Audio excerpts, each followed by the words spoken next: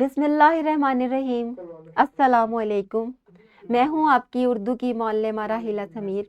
امید ہے تمام طالب علم خیریت سے ہوں گے، صحت مند ہوں گے اور خوش باش ہوں گے۔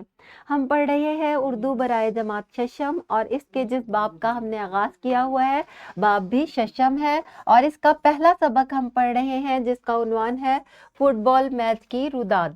آج کا حاصل تعلم لکھنا سے متعلق ہے، رسمی اور غیر رسمی خط لکھ سکیں۔ پیارے بچوں، میں آپ کو خط لکھنا پہلے بھی سکھا چکی ہوں، آج ہم اس کو دہرا رہے ہیں اس سبق کو، اس لیے ایک چھوٹی سی تمہیدی سرگرمی کر لیتے ہیں۔ تمام بچے اپنی نوٹ بک نکال لیں اور آپ نے لکھنا ہے، خط کا خاکہ بنانا ہے کاپی پر۔ ویڈیو کو پوز کریں اور یہ سرگرمی کریں۔ شاباش، آپ نے اچھے طریقے سے خط کا خاکہ بنا لیا ہے، اور خط کا خاکہ بنانے سے خط لکھنا بھی آ جاتا ہے اور پتہ چل جاتا ہے کہ خط کیسے لکھنا ہے۔ بڑھتے ہیں آج کے سبق کی جانب۔ جیسے کہ آپ کو پہلے بھی بتایا جا چکا ہے، خط کی دو قسمیں ہیں، غیر رسمی خط اور رسمی خط۔ غیر رسمی خط وہ خط ہوتے ہیں جو کہ ہم اپنے رشتہ داروں کو لکھتے ہیں، ابا جان کے نام خط، امی جان کے نام خط، چاچا جان کے نام خط، یا کسی دوست کے نام خط، پڑوسی کے نام خط، یہ غیر رسمی خط ہوتے ہیں۔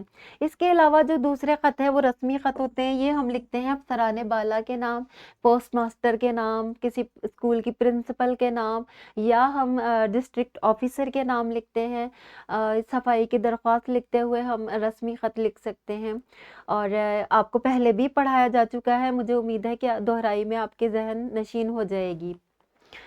خط کا ایک دفعہ خاکہ پھر سے دیکھ لیتے ہیں۔ سب سے پہلے آپ نے دائیں جانب پتہ لکھنا ہے، جس بھی جگہ آپ مقیم ہیں۔ اگر آپ امتحانی مرکز میں بیٹھے ہیں تو یہاں پر آپ نے امتحانی مرکز لکھنا ہے، اس کے بعد جو بھی تاریخ ہے وہ لکھ دینی ہے۔ اس کے بعد القاب و آداب آ جائے گا۔ اگر آپ غیر رسمی خط لکھ رہے ہیں تو اس میں پیارے ابا جان لکھیں، یا پیاری امی جان، یا بڑے بھائی جان۔ اس کے بعد آداب لکھیں گے۔ آداب میں آپ لکھتے ہیں السلام علیکم۔ اس کے بعد آپ نے جو متن ہے، جس بھی موضوع پر آپ خط لکھنا چاہتے ہیں وہ آپ نے بیان کرنا ہے۔ آخر میں آپ نے والسلام لکھنا ہے۔ اگر غیر رسمی خط ہے تو آپ نے لکھنا ہے آپ کا بیٹا، اور نیچے آپ نے الف بے جیم۔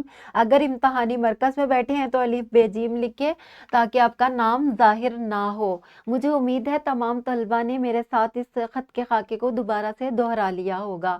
ایک انفرادی سرگرمی ہے جو تمام طلبہ نے کرنی ہے، وہ ہے اپنے دوست کے نام خط لکھیں، جس میں اسے اپنے اسکول میں ہونے والے ہاکی میچ دیکھنے کے لیے آنے کی دعوت دیں۔